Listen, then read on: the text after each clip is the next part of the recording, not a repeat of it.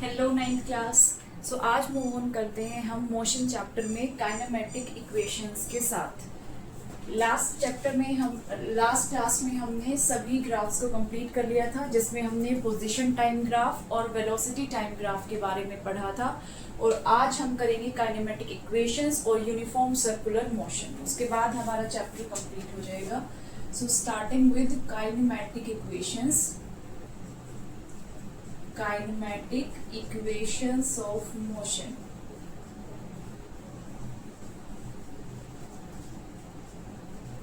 इन equations को solve करने के लिए ये भाई तीन इक्वेशंस होती हैं आपकी। काइनेमेटिक इक्वेशंस तीन होती है, first equation of motion, second equation of motion and third. Mainly तीन होती है।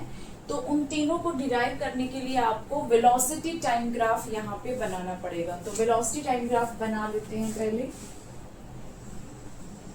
ये आपका वर्टिकल एक्सिस, ये हॉरिजॉन्टल एक्सिस। हॉरिजॉन्टल एक्सिस पे वेलोसिटी टाइम ग्राफ, यहाँ पे क्या आएगा, टाइम आएगा जिसके यूनिट्स होंगी सेकंड। यहाँ आएगी आपकी वेलोसिटी जिसके यूनिट्स हो जाएंगी मीटर पर सेकंड। ठीक है। सो यहाँ आप एक इनिशियल स्पीड लेके चलेंगे। जब हम ग्राफ यहाँ ओरिजिन O से शुरू करते हैं, उसका मीनिंग होता है कि इनिशियली आपकी स्पीड 0 थी, मतलब पोजीशन का ग्राफ है तो पोजीशन 0 थी, वेलोसिटी का ग्राफ है तो वेलोसिटी 0 थी। ये वेलोसिटी टाइम ग्राफ है। लेकिन आपको काइनेमेटिक इक्वेशन सॉल्व करने के लिए इनिशियल वेलोसिटी यानी स्टार्टिंग वाली वेलोसिटी, जिस वेलोसिटी से आपकी बॉडी ने, ऑब्जेक्ट ने चलना शुरू किया, उसको 0 नहीं लेना है, उसको कुछ वैल्यू लेना है। तो उस वैल्यू को आप डिनोट कर सकते हो u से। सो आपकी इनिशियल वेलोसिटी यहाँ पे u रहेगी और मान लीजिए फाइनल वेलोसिटी है आपकी v। सो इनिशियल u है, फाइनल v है, और t टाइम तक चल के आपका ऑब्जेक्ट गया है। मान लीजिए t टाइम तक उसने मूवमेंट करी है। तो आपका जो ग्राफ था, यूनिफॉर्म मोशन की हम बात कर रहे हैं, तो आपका ग्राफ आएगा स्ट्रेट लाइन। ठीक है, ये आपका ग्राफ आया। लेकिन ध्यान रहे इनिशियल वेलोसिटी 0 नहीं है, इनिशियल वेलोसिटी u है। तो यहाँ पे लिख देते हैं u is your initial velocity, initial velocity. What is v? v is final velocity, final velocity, and t is your time period. ठीक है। सो ये ग्राफ समझ में आना चाहिए पहले।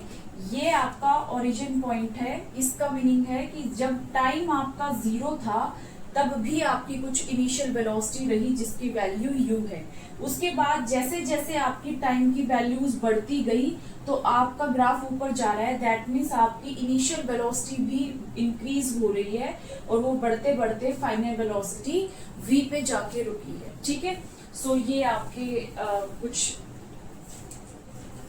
डिनोट कर दिए मैंने UVT क्या होते हैं। सो फर्स्ट इक्वेशन निकालने के लिए आपको पता होना चाहिए एक्सेलरेशन का फॉर्मूला।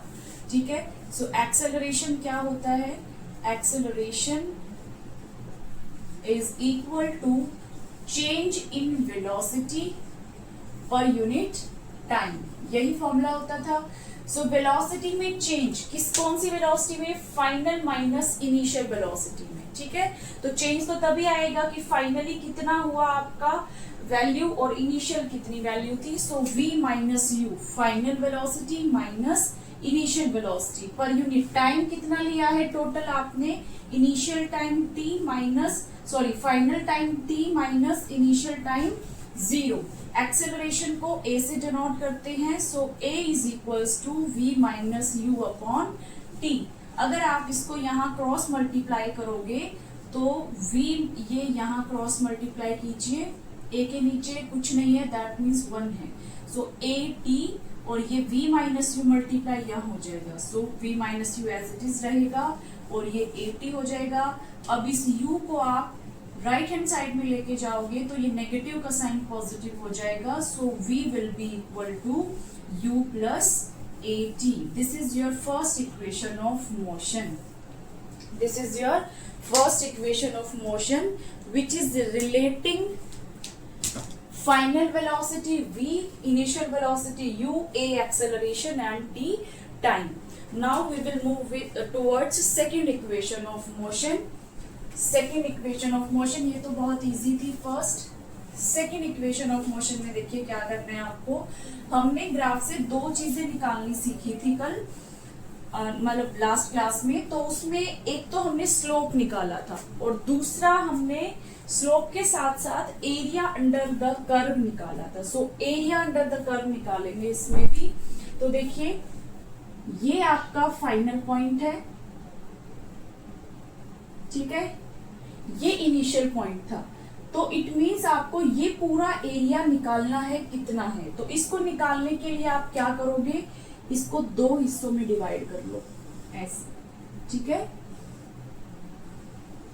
इस तरीके से।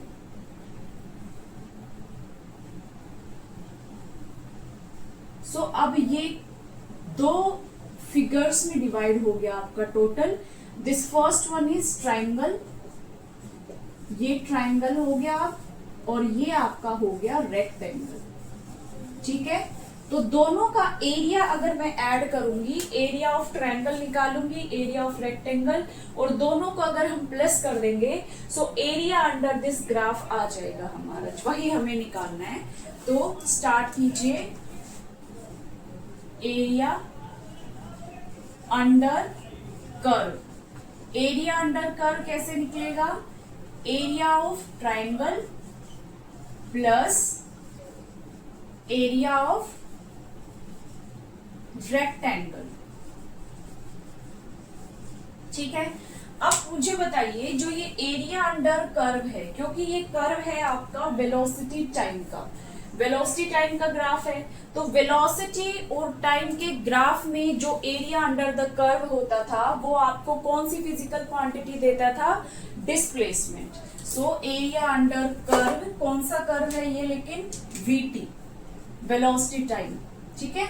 सो वीटी के अंडर जो एरिया है वो आपको वैल्यू देता है किसकी, डिस्प्लेसमेंट की। यहां लिख देती हूं, डिस्प्लेसमेंट की वैल्यू बताता है। सो डिस्प्लेसमेंट को हम एस से डिनोट कर सकते हैं। So writing here as S. Area of triangle half into base into height होता है, plus area of rectangle length into breadth.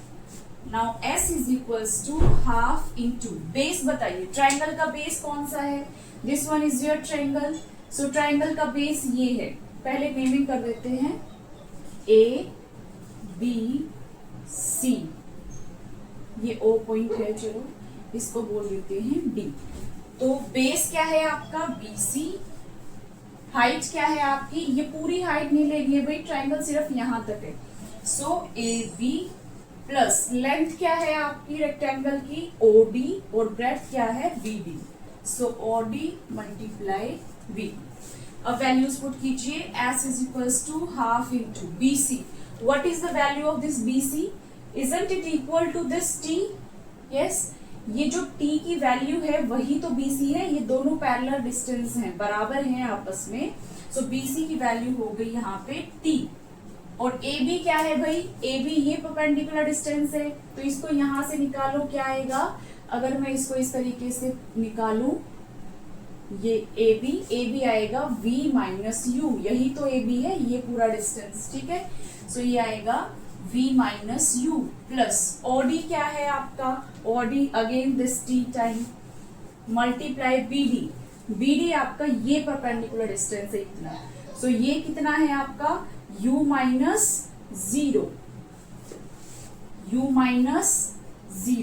ठीक है। सॉल्व करते हैं, S is equals to half into T multiply V minus U plus, zero का तो कोई meaning ही नहीं है, ये हो जाएगा यहाँ पे ut, ठीक है। Now put the value of this v minus you from first equation of motion. Put this value first equation of motion से v माइनस यू की वैल्यू यहाँ पे पुट करेंगे तो हमारी सेकेंड इक्वेशन आ जाएगी।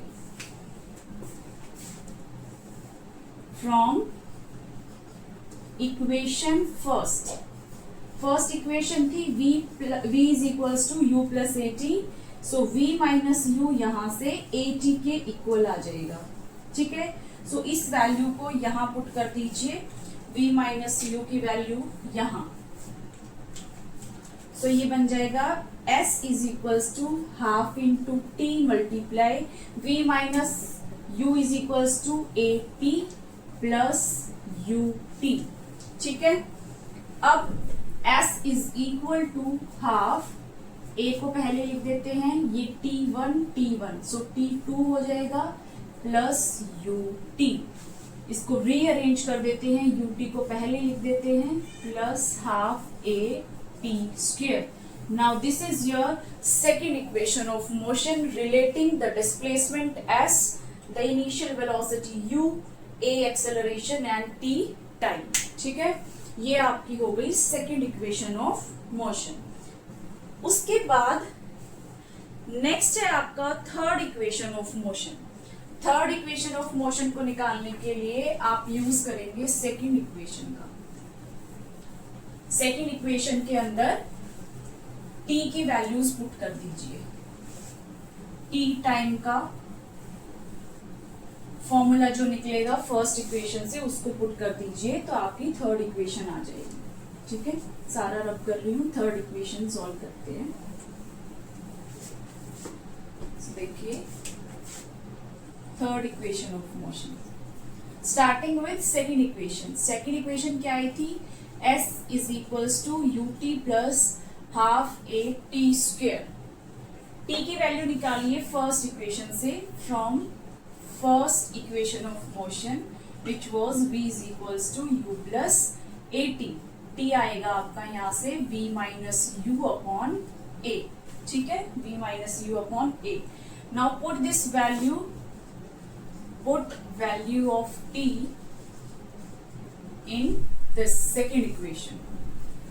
in second equation क्या मिलेगा, s is equals to ut, t की जगह लिखो v minus u upon a plus half multiply a, फिर से t स्क्वेयर है तो t की वैल्यू और फिर उस पे स्क्वेयर लगा दो। ठीक है, ये मैंने a पे स्क्वेयर अलग से नीचे दिखा दिया, v माइनस यू का स्क्वेयर हो गया। सॉल्व कीजिए।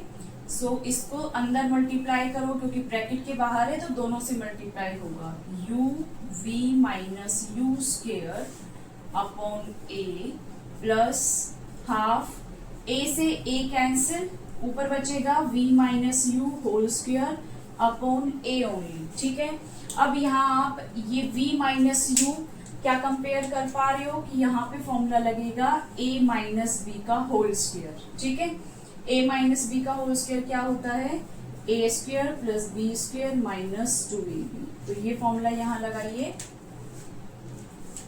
सो s will be equal to uv minus u square upon a plus half a square plus b square minus 2ab upon a। ठीक है, अब आपको एलसीएम लेना है इनका, तो मुझे ये रब करना पड़ेगा ग्राफ। वैसे भी अब इसकी कोई नीड नहीं है क्योंकि ऑलरेडी हम लास्ट आ चुके हैं थर्ड इक्वेशन का भी। सो यहाँ सॉल्व करते हैं आगे। एलसीएम लीजिए इन दोनों इक्वेशंस का, क्या आएगा, s will be equal to, LCM क्या आएगा भाई, यहाँ a है और ये नीचे 2a है, सो एलसीएम आ जाएगा इसका पूरा 2a। ठीक है, फिर यहाँ 2 नहीं है, 2 को इस पूरी इक्वेशन से मल्टीप्लाई कर दो, एलसीएम लेना होप आप लोगों को आता होगा, माइनस 2u स्क्वायर, ये पूरे से 2 मल्टीप्लाई हो गया यहाँ। उसके बाद 2a है ही तो एज इट इज इक्वेशन आ जाएगी plus v square u square minus 2uv। अब इसको सॉल्व कीजिए, देखो 2uv यहाँ पे पॉजिटिव है, यहाँ नेगेटिव है, so this minus this 0 cancel हो गया ये। ठीक है, और ये है आपका माइनस 2u स्क्वायर और ये प्लस 1u स्क्वायर, तो माइनस का u स्क्वायर बचेगा सिर्फ जब आप इन दोनों को सॉल्व करोगे। तो लिखिए s इज इक्वल्स टू पहले v स्क्वायर फिर माइनस 2 प्लस 1, ऐसे minus 2u square plus u square है तो ये आएगा माइनस u स्क्वायर। ठीक है, सो माइनस यू स्क्वायर लिख दिया ऊपर, नीचे 2a, फिर से वही, नीचे कुछ नहीं है तो 1 और क्रॉस मल्टीप्लाई, सो आएगा 2as is equals to v square minus u square. This is your third equation of motion relating acceleration, displacement as final velocity and initial velocity. ठीक है, ये आपकी तीनों काइनेमेटिक इक्वेशंस हो गई. अब इन्हीं पे बेसिस एक न्यूमेरिकल करते हैं जो कि आपकी बुक में एग्जाम्पल है 4.8. 4.8 एग्जाम्पल आपकी एक्सप्लोरेशन की जो बुक है उसी का है. तो किस तरीके से सॉल्व करेंगे इन तीनों इक्वेशंस का यूज करके देखते हैं अभी.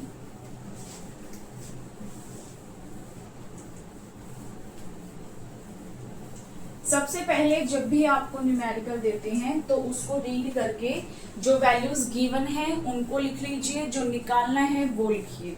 उसके बाद चेक कीजिए कि जो आपको निकालना है वो तीनों में से, तीनों इक्वेशंस ऑफ मोशंस में से किसके अंदर प्रेजेंट है और जो चीजें गिवन है. दैट मीन्स एक ऐसा रिलेशन ढूंढिए, वो इक्वेशन ढूंढिए जिसको, जो इक्वेशन उन गिवन चीजों को भी और जो निकालना है उनको रिलेट करता हो. ठीक है, तो अभी देखते हैं कैसे. The question is car is moving on highway. Car है वो आपकी हाईवे पे मूव कर रही है और ब्रेक्स अप्लाई कर दिए.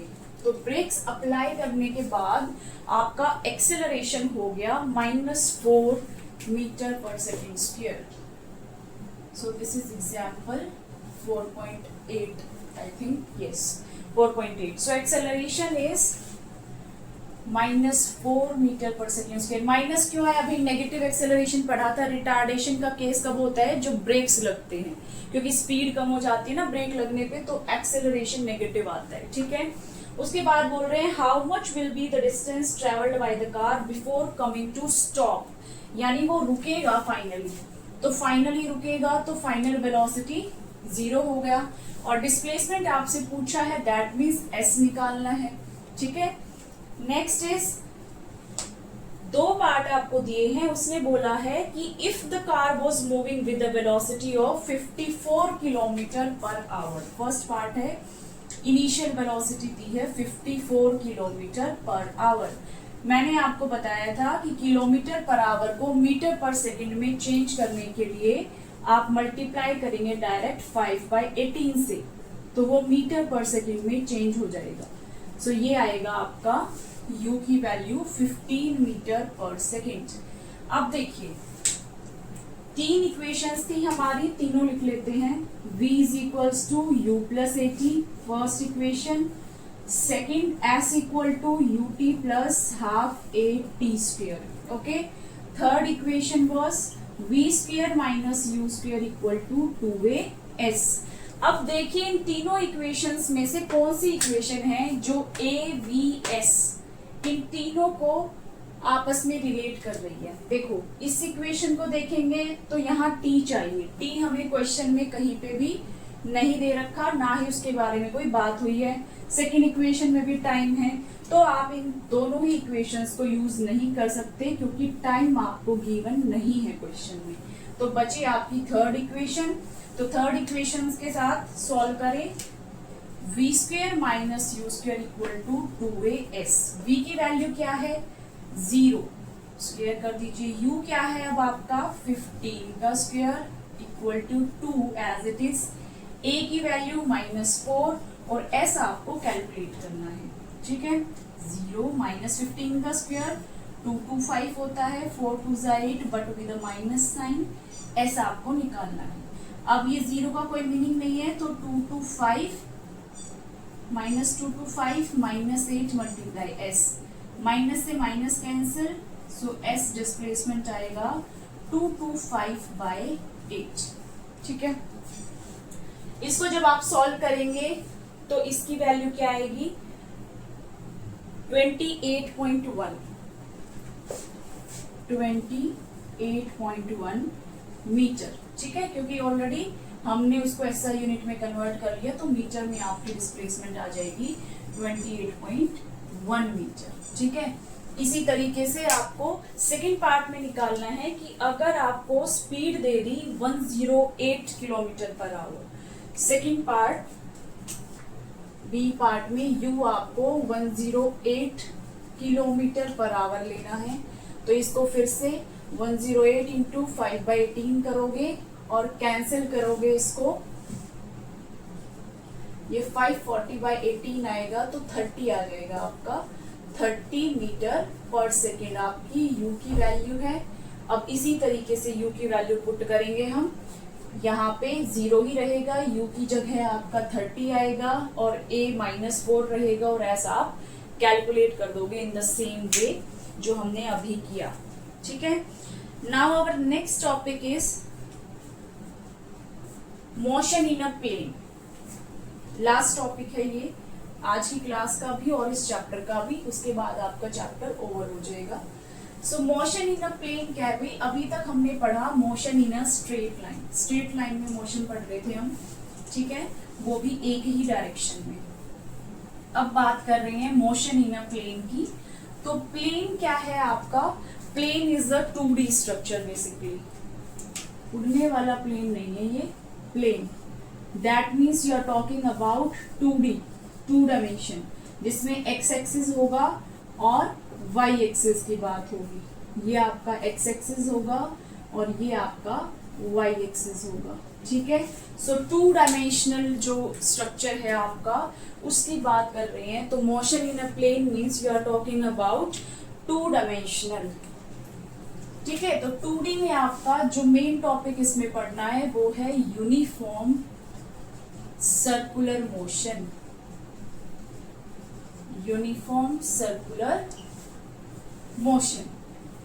यूनिफॉर्म सर्कुलर मोशन का क्या मीनिंग है भाई, देखो यूनिफॉर्म वर्ड का मीनिंग ही क्या होता है, constant. First thing is the meaning of uniform word is constant. Circular का मीनिंग है कि सर्कल में मोशन हो रहा है। ठीक है, motion means its position is changing. ठीक है, तो यहीं से आपको समझ में आ जाएगा कि आपका सर्कुलर मोशन है लेकिन उसके अंदर जो स्पीड है वो कांस्टेंट है, तो उस मोशन को हम क्या बोलेंगे, यूनिफॉर्म सर्कुलर मोशन बोलेंगे। That means a body is moving in a circular path but with a constant speed, so that motion is called uniform circular motion.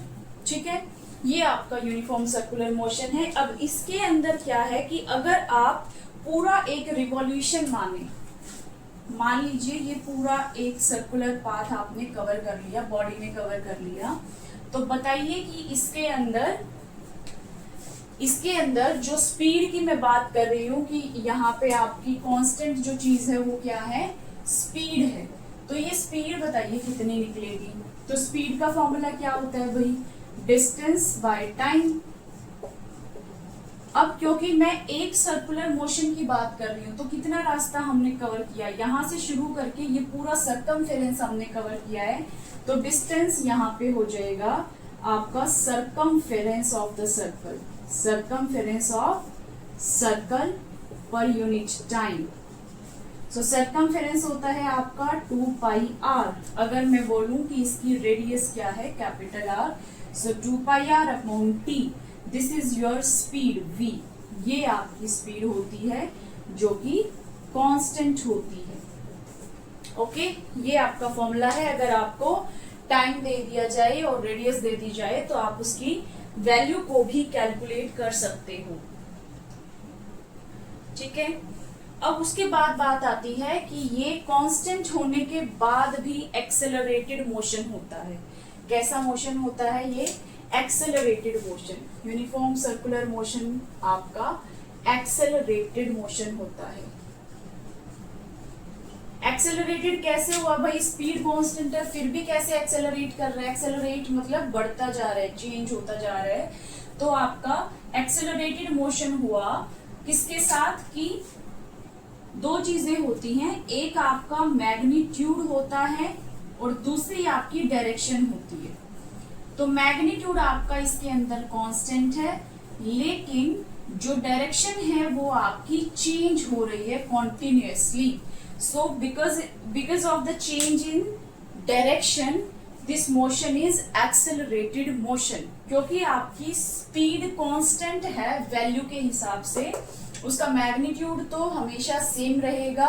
अगर वो 10 मीटर पर सेकंड से सर्कुलर मोशन कर रहा है तो 10 मीटर पर सेकंड से ही करता रहेगा, लेकिन सर्कल के हर पॉइंट पे आपकी डायरेक्शन जो है स्पीड की वो चेंज होती रहेगी। मान लीजिए इस पॉइंट पे ये डायरेक्शन है आपकी, फिर ये हो जाएगी, फिर ये, इस तरीके से हर पॉइंट पे direction is changing, that's why we will call it as accelerated motion.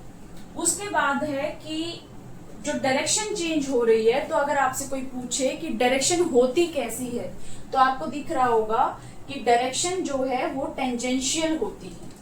Direction बनाने को कोई बोले तो जैसे मैथ्स में हम टेंजेंट बना देते हैं सर्कल पे, तो डायरेक्शन आपकी टेंजेंशियल होती है। टेंजेंट आपका बताएगा कि इस गिवन पॉइंट पे आपकी वेलोसिटी की क्या डायरेक्शन है, तो वो वहां पे टेंजेंट ड्रॉ कर दो, तो वहीं पे उस पॉइंट के लिए वहां पे आपकी डायरेक्शन हो जाएगी वेलोसिटी की। कोई भी बॉडी सर्कल में घूम रही है तो उसके पीछे रीजन क्या है, एक टाइप का फोर्स काम करता है आपका इसमें, जिसको बोलते हैं सेंट्रीपिटल फोर्स, जिसको बोला जाता है सेंट्रीपिटल फोर्स। उसके बारे में पढ़ते हैं आप।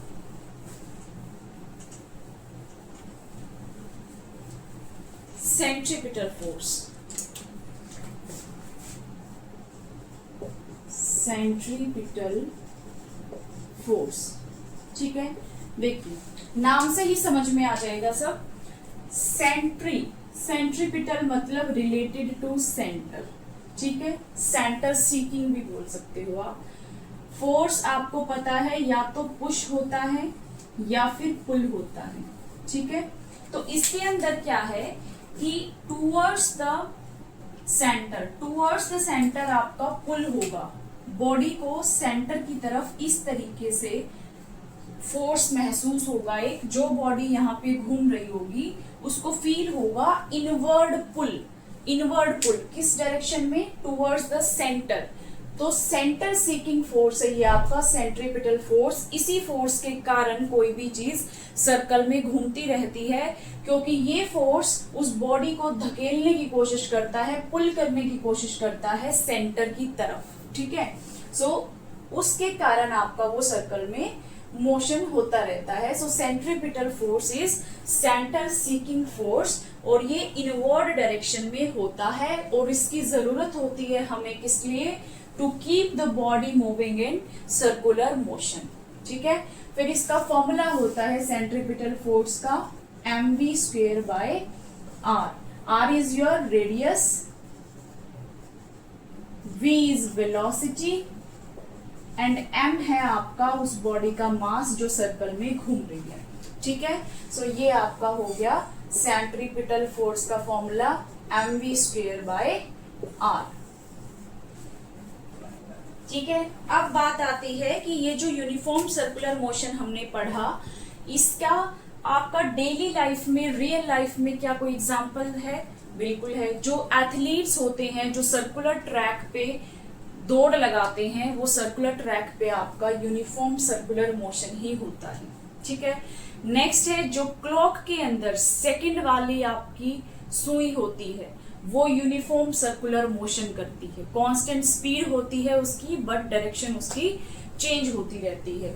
उसके अलावा यूनिफॉर्म सर्कुलर मोशन किसमें होता है, जैसे आपने कई बार बचपन में खेला भी होगा, किसी स्ट्रिंग से, किसी धागे से आपने पत्थर बांधा और उसको ऐसे घुमा रहे हो सर्कुलर मोशन में, सो वो भी आपका क्या है, यूनिफॉर्म सर्कुलर मोशन ही है। और उसमें आपने देखा होगा कि ऐसे घुमाते हुए जब आप उसको एकदम से छोड़ देते हो तो उसकी जो डायरेक्शन होती है वो टेंजेंशियल जाती है, क्योंकि हर पॉइंट पे वेलोसिटी की डायरेक्शन कैसी है, टेंजेंशियल।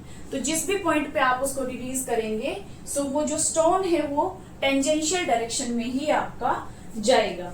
उसके अलावा जो अर्थ है, अर्थ के चारों तरफ सैटेलाइट्स घूमते हैं, वो सैटेलाइट्स का भी जो मोशन होता है वो आपका यूनिफॉर्म सर्कुलर मोशन ही होता है।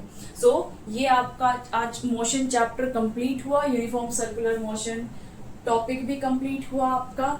तो इसमें कुछ ही बातें याद करने के लिए है। यूनिफॉर्म सर्कुलर मोशन में क्या क्या है? First thing is velocity constant रहेगी, लेकिन आपकी डायरेक्शन चेंज होती रहेगी, इसीलिए इसको एक्सेलरेटेड मोशन बोला जाता है। किस कारण सर्कल में घूमता है ये? सेंट्रीपिटल फोर्स के कारण। इसका फॉर्मूला हो गया mv²/r। ठीक है, उसके बाद इसके आप रियल लाइफ एग्जांपल्स दे सकते हो। So that's it for today. If you like this session, then please like, share and comment in the comment section and follow सुविधास classes. Thank you. Next जो चैप्टर है वो हमारा बायोलॉजी का रहने वाला है। सेल चैप्टर हम नेक्स्ट वीडियो में करेंगे।